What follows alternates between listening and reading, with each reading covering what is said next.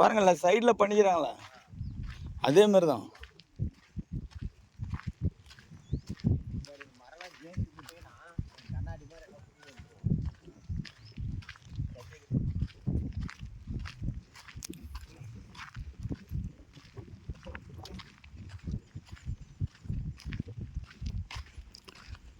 இது சும்மா இவங்க இப்படி ஃப்ரீ வச்சுருக்காங்க.